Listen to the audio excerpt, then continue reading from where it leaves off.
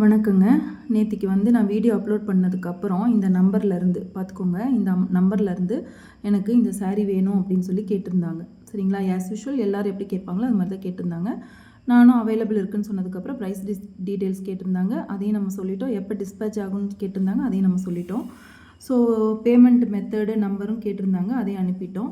So அவங்க எவ்வளோ அனுப்பியிருக்காங்கன்னு பாருங்களேன். 5750 ருபீஸ் அனுப்பியிருக்காங்க எனக்கு. சரிங்களா? அது தெரியாமல் அனுப்பிட்டாங்க போல். ஸோ அதனால் திரும்பவும் எனக்கு சாரி, நான் எக்ஸ்ட்ரா அனுப்பிட்டேன். உடனே ஜல்தி மீ எக்ஸ்ட்ரா ஹோ கை, இவங்க ஹிந்திக்காரங்க பார்த்தாலே தெரியுதுங்க.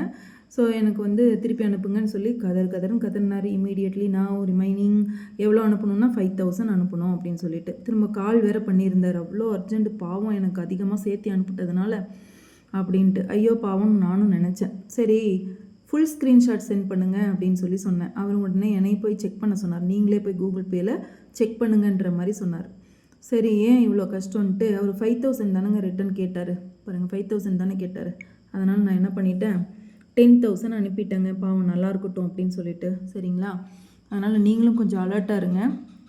அமௌண்ட்டை போடாமையே இது மாதிரி டைப் பண்ணி சென்ட் பண்ணிட்டாங்கன்னா நம்ம ஒரு ஆர்வ கோளாறில் திருப்பி அனுப்பிட்டோம் அப்படின்னு சொன்னால் நம்ம அமௌண்ட்டு தாங்க போயிடும். அதனால் ரொம்ப கேர்ஃபுல்லாக இருங்க. Okay, thank you. வேறு ஏதாவது சொல்லணுமா?